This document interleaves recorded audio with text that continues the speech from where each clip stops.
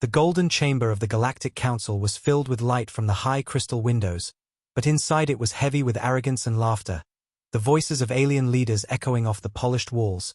They mocked one world, a small blue planet that had always been seen as weak. They spoke of Earth as if it were nothing more than dust in the void. The chamber smelled of pride, and the sound of their laughter grew louder as the vote was called. Earth was to be punished, cut off from trade, stripped of allies, and left to suffer alone. The decision was made with ease, as if humanity had no strength to resist, no history worth remembering, no fury worth fearing. On the great platform, alien delegates raised their hands and symbols of agreement lit up the hall. Their faces twisted with cruel smiles. Some leaned back in their thrones, amused at their own cleverness. Others whispered about how humans were too emotional, too reckless, too dangerous to be trusted with power. Yet they laughed as though they were speaking of children rather than warriors. One alien leader, his skin covered in silver scales, stood up and said loudly that humans were nothing but fragile bones wrapped in soft skin, a race of dreamers with no place in the galaxy. His words were followed by cheers, and the hall shook with approval. But there was one figure who did not join the noise. At the edge of the chamber, standing alone at the human seat, a man rose slowly. He had been silent through the entire debate, his face calm, his shoulders steady, his eyes colder than the stars outside.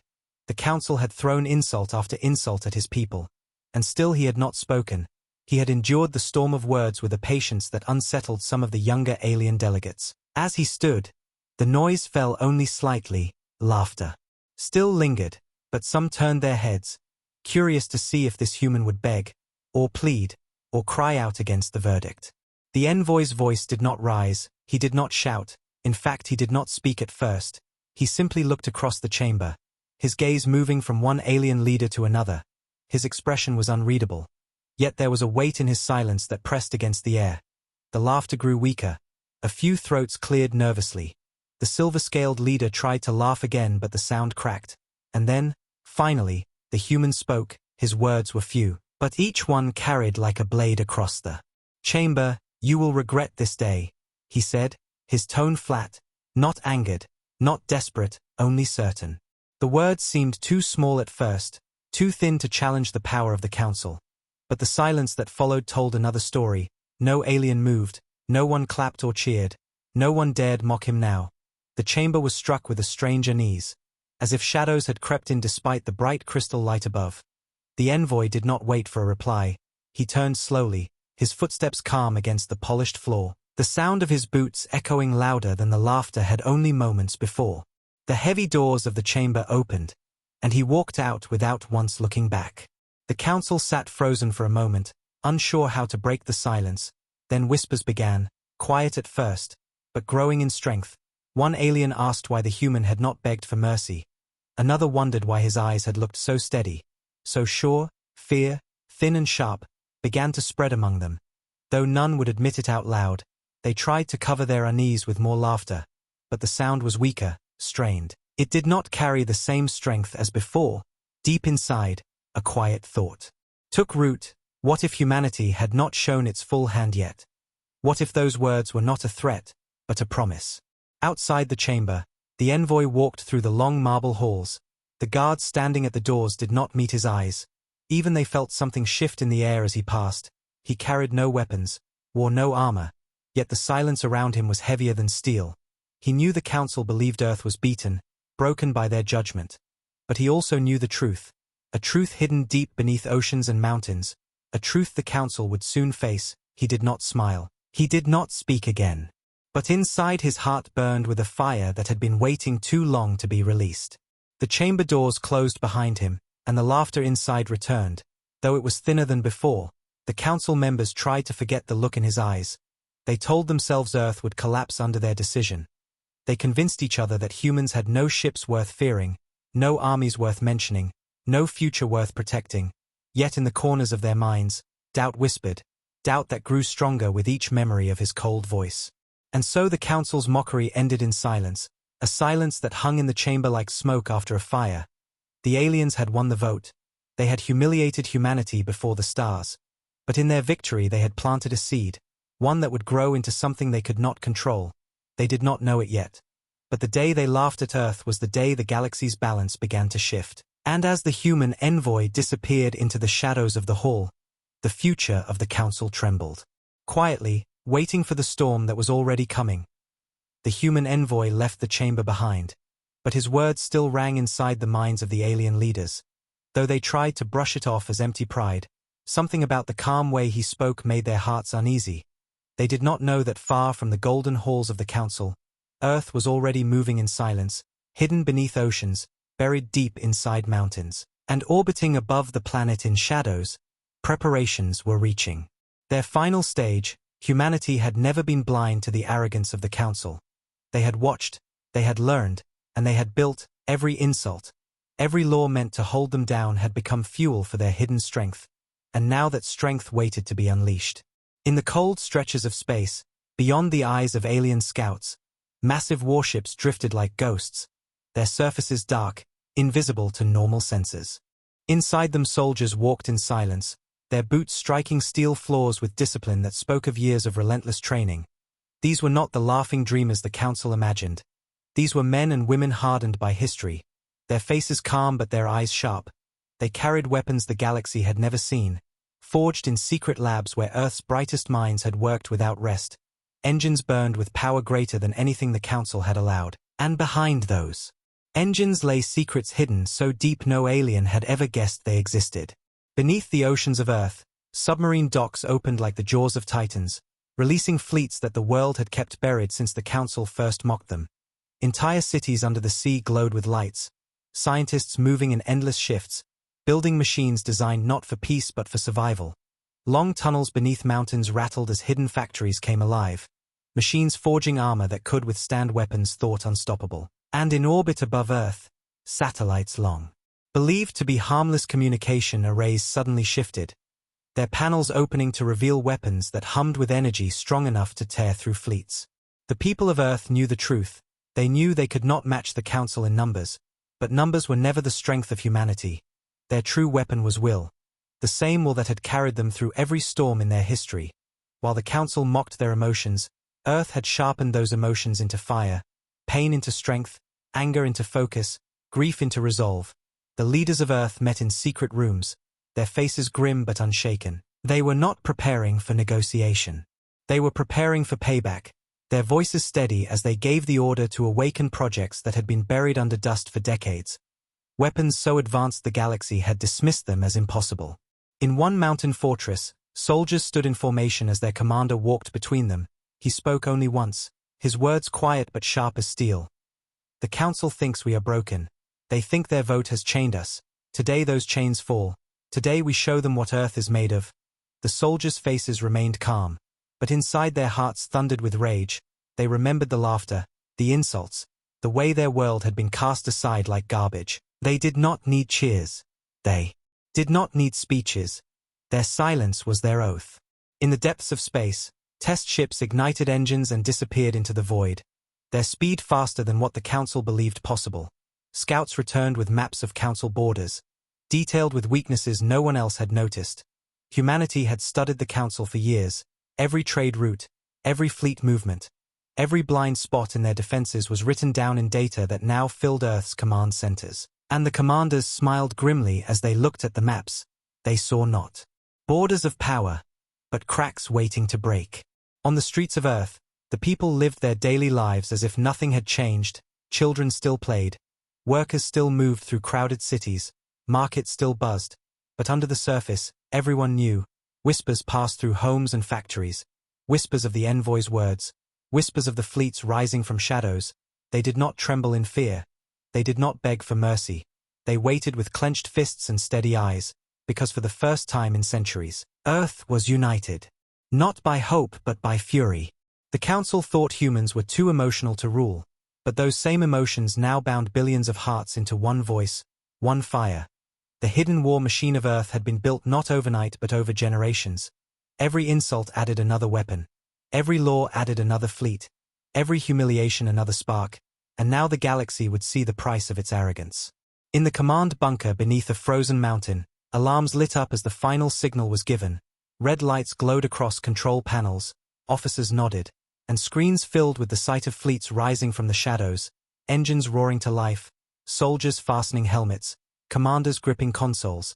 The voice of Earth's High Commander echoed through every channel, calm and steady. The Council believes we are silent, let them believe it a little longer. But when we strike, let the stars remember the day Earth stopped being their servant.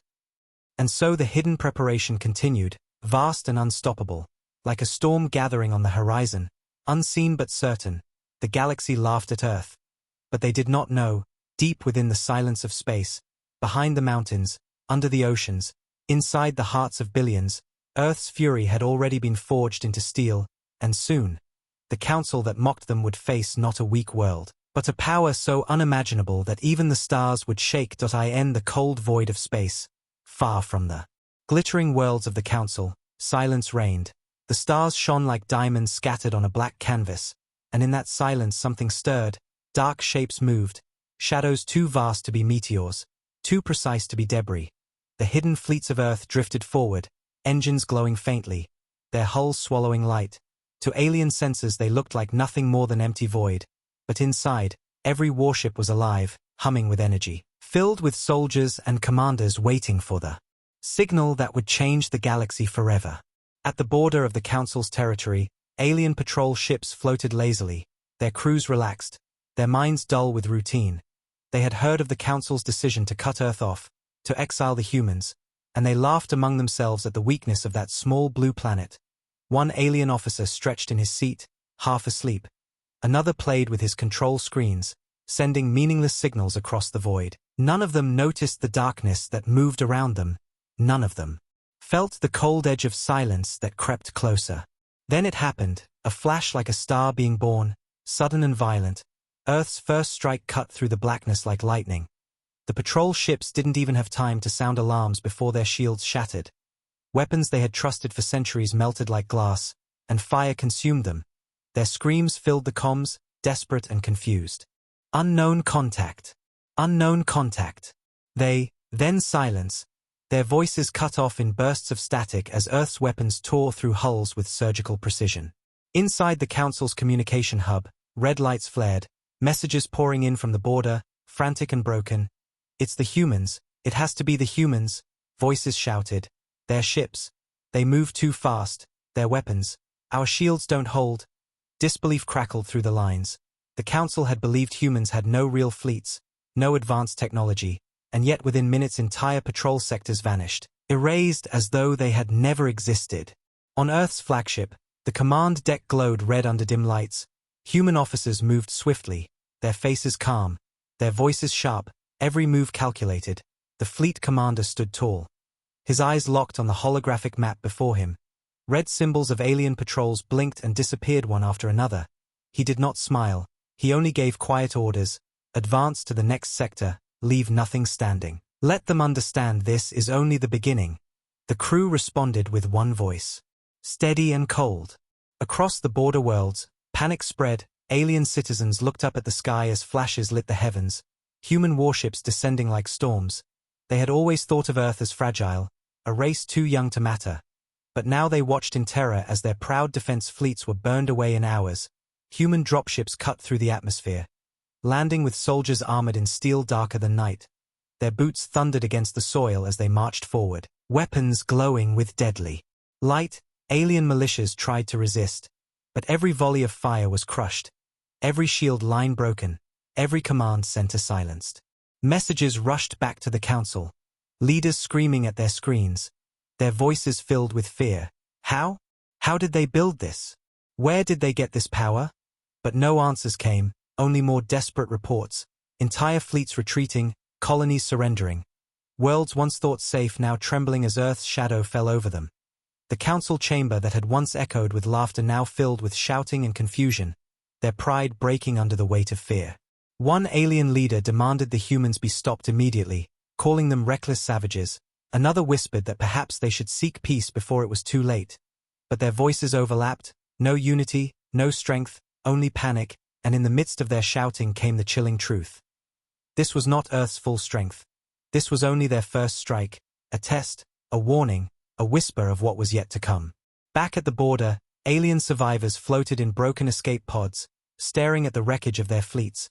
They saw the human ships pass in silence, vast shadows with weapons glowing faintly like the eyes of predators. Not once did the humans stop to speak. Not once did they declare victory. They only advanced, relentless, unstoppable. The survivors whispered in horror. This is not the Earth we knew. This is something else. Something born from fire. And deep inside the flagship, the human commander looked at the stars with steady eyes. He knew the Council was listening. He knew the galaxy was watching. So he sent one message, short and cold, carried across the void for all to hear. This is Earth's answer. The words traveled faster than fleets, faster than missiles. They sank into the hearts of every alien who heard them, and in that moment, the galaxy realized the truth.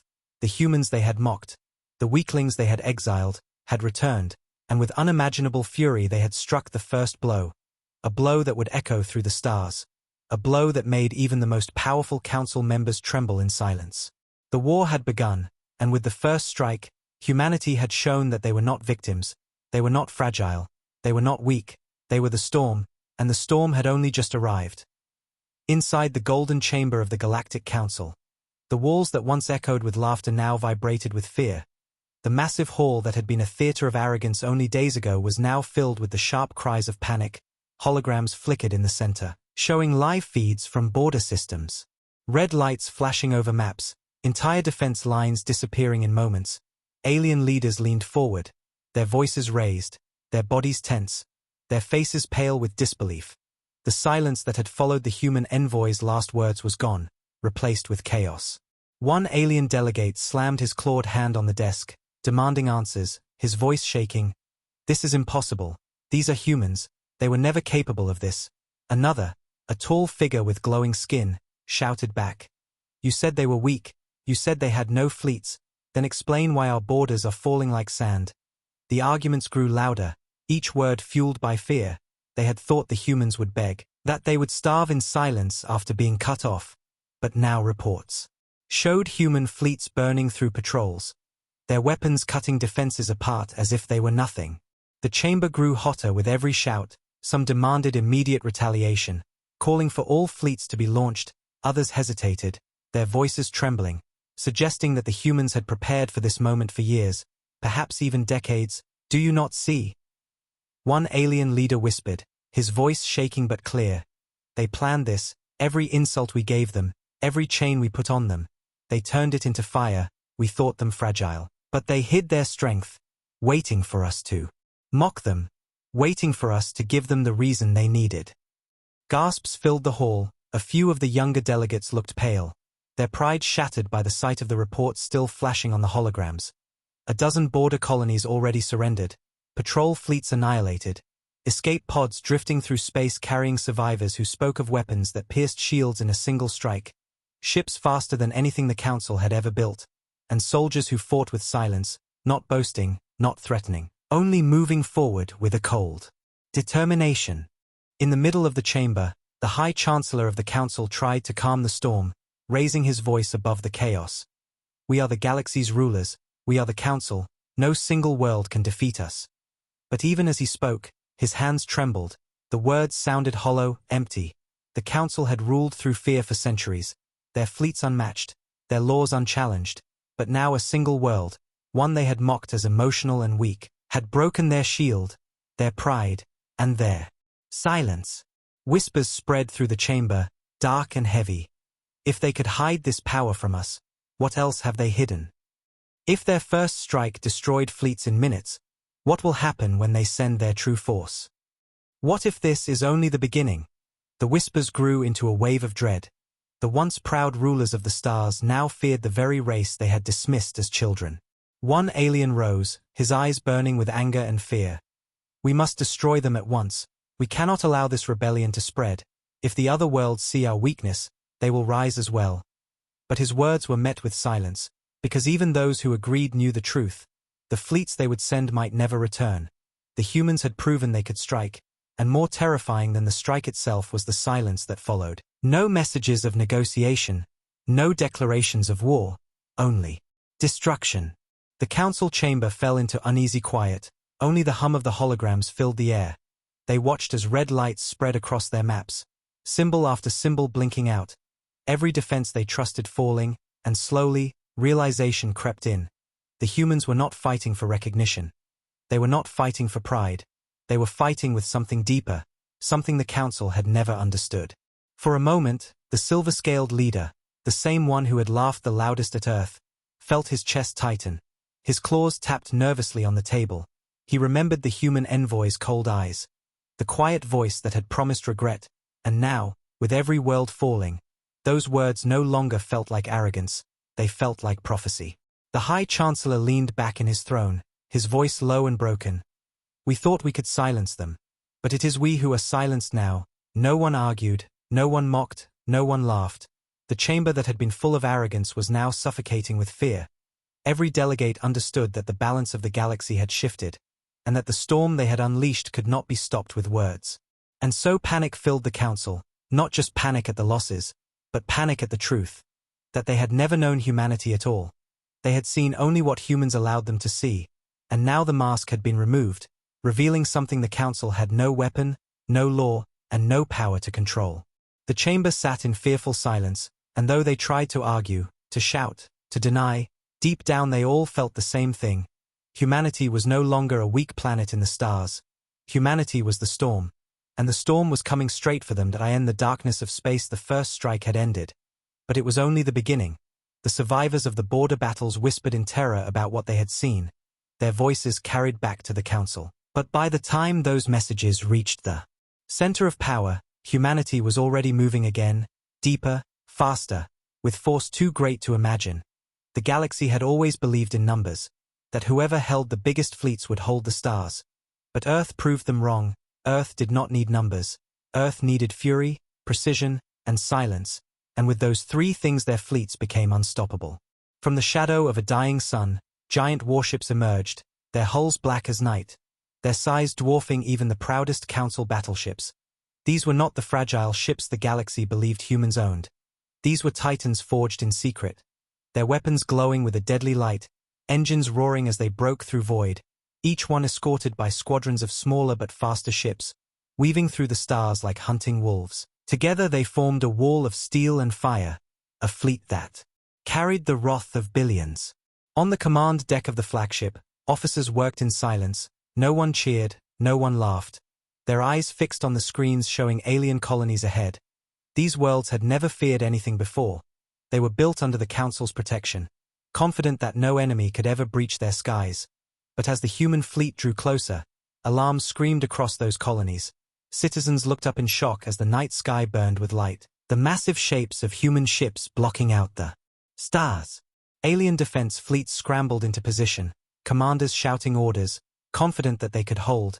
They had fought pirates, rebels, even each other, and they always won. But when the humans struck again, their pride shattered in seconds. Human cannons unleashed beams of energy that ripped through shields as though they did not exist. Alien warships broke apart like glass under a hammer.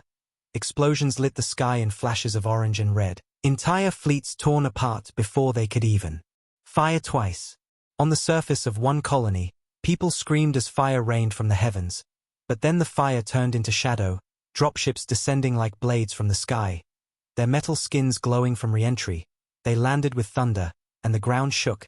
The hatches opened and human soldiers poured out, armored in black steel. Their faces hidden behind visors glowing cold blue. Their movements fast, disciplined, silent. Alien militias fired desperately. But their weapons were useless. Bullets bounced off, energy blasts scattered across shields. The soldiers advanced without hesitation, their steps crushing fear into the ground. One alien commander begged his troops to stand their ground, shouting that humans were only flesh and bone, fragile as ever. But his voice cracked when he saw the truth. These soldiers did not fall, they did not panic. They moved like shadows, coordinated, unstoppable. Within minutes his entire defense line collapsed, his men thrown down, their weapons broken. The human flag planted at the center of the colony square, and for the first time in history, the proud citizens of a Council world bowed their heads in surrender to Earth. Messages flooded back to the Council chamber, each one worse than the last. Entire colonies falling without resistance, fleets surrendering, commanders begging for reinforcements. But the truth was already clear. There were no reinforcements strong enough to stop the storm. The humans were not simply attacking, they were dismantling the pride of the galaxy, one world at a time. On another world, alien leaders gathered in their palace, trembling as the sky darkened under the shadow of human warships. The largest one hung above them, its engines glowing like a second sun, its weapons pointed down. The leaders sent message after message, pleading for negotiation. But no reply came, only silence, and then the image of the human commander appeared on their screens, his voice calm and deadly, "Lay down your arms, or we will take them from your hands." And with those words, the world surrendered before the first shot could even fall. Back on the flagship, human commanders marked each victory on their maps, red dots of alien control fading into Earth's color. The galaxy was watching, and terror spread faster than fire. The Council, once untouchable, was losing ground every hour. Their members argued, shouted, demanded answers, but deep down they already knew. This was no longer their galaxy. The unstoppable fleet moved forward without hesitation, without pause, every engine burn another heartbeat of humanity's fury. Every destroyed fleet another reminder that the weak planet they mocked was now the storm sweeping across the stars. In every corner of the galaxy whispers rose, whispers of Earth's vengeance, whispers of a fleet that could not be defeated, and with every whisper the Council's power crumbled further. And so the galaxy watched in fear, their once proud rulers trembling, as humanity's fleet, vast and unstoppable, spread across the stars, their shadow falling over every world, their silence louder than any threat, their fury clearer than any promise. This was not a war of numbers. This was a war of inevitability, and the Council had no answer to it, no power strong enough to stop the tide. Humanity had become the unstoppable fleet, and the galaxy would never forget the sight. The Council chamber was no longer a place of power, it was a prison of fear. The leaders who once mocked Earth now sat hunched in silence, their faces pale, their voices cracked. Every new report that arrived only deepened their despair. World after world was falling. Fleets that once carried the pride of empires were now reduced to wreckage floating in the void. Colonies that had raised the banner of the Council for centuries were lowering it in surrender. Humanity's shadow had spread like a storm cloud across the galaxy, and the proud rulers of the stars could no longer deny the truth. On the great display at the center of the chamber, maps showed entire sectors turning dark, red lights blinking out one after another as human fleets claimed victory. The Council members stared at the shifting map in disbelief. One alien whispered with trembling hands, "This cannot be, we outnumber them 100 to 1. But another, his voice hoarse, answered, "Numbers do not matter, not against this, not against them." And silence followed, because deep down they all knew he was right. The silver-scaled leader, who had once called humans fragile bones wrapped in soft skin, now could not even raise his head. His claws tapped nervously against the polished desk. The words he had spoken so proudly echoed in his mind, now twisted with shame. The very race he had mocked had shattered his fleets, broken his colonies, and shown the galaxy that his arrogance was hollow. He tried to speak, to demand action, but his throat locked, fear stealing the strength from his voice. One by one, other alien leaders began to confess their doubts, their voices rising in the heavy air. We thought them emotional, but their emotions gave them strength. We thought them reckless, but their recklessness made them fearless. We thought them weak, but their weakness was only a mask. Every confession broke another piece of their pride, and the chamber filled with the sound of despair. Meanwhile, across the stars, alien citizens who had once bowed to the Council now whispered about Earth, some in fear, some in awe. Stories spread like fire, stories of human soldiers who walked through fire without flinching, stories of warships that moved faster than light itself, stories of colonies surrendering without a single shot because the sight of the fleet was enough to break them. The Council's propaganda crumbled under the weight of truth, and the people no longer saw the Council as protectors. They saw them as cowards, trembling before a power they could not control. The High Chancellor sat slumped in his throne, his crown of gold feeling heavier than stone. He had built his empire on the belief that the Council was untouchable, unshakable, eternal. But now he saw the truth. His power was an illusion, and the illusion had shattered the moment the human envoy spoke those cold words. "You will regret this day." Regret was all he felt now, regret and fear. In desperation, some Council members suggested opening negotiations, others demanded launching the last reserves of their fleets. But none of their plans carried conviction. Because in their hearts they knew what would happen. The fleets would be destroyed, negotiations would be rejected, and humanity would continue its advance without pause. No promise, no bribe, No plea could stop the storm now. One delegate finally stood, her voice trembling but clear. We are no longer the rulers of the stars. We are the ones being ruled, not by law, not by treaties, but by fear. Her words silenced the chamber. Because they carried the truth no one wanted to admit, their pride was broken. The echo of his footsteps still lingered in the air. Every delegate stared at the great doors, their minds filled with the image of his cold eyes and steady voice, their hearts trembling at the words he had spoken. No one dared to break the silence first, for to speak now felt like weakness, to deny what had been said felt like madness. The High Chancellor sat frozen on his throne, his crown tilted slightly as if even it had lost its balance. His eyes were hollow, fixed on the flickering holograms above the chamber.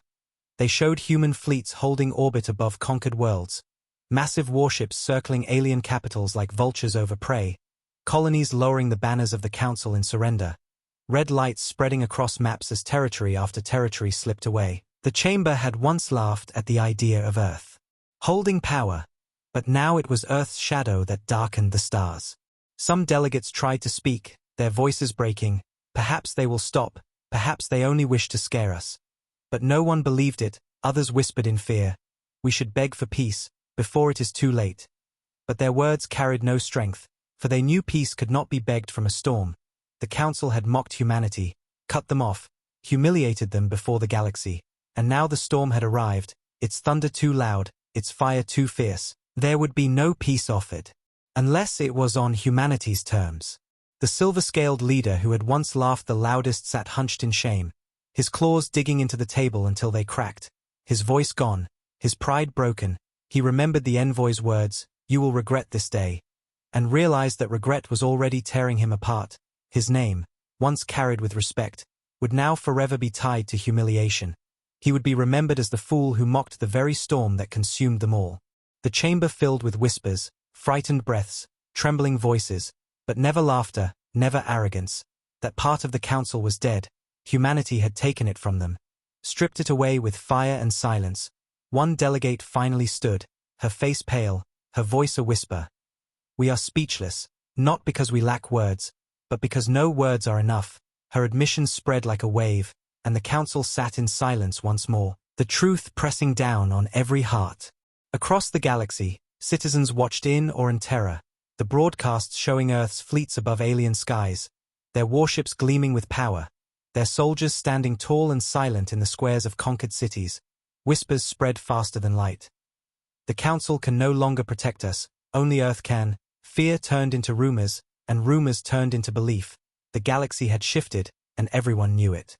Inside the chamber, the High Chancellor finally lowered his crown onto the table, his hands trembling, his voice so faint it barely carried.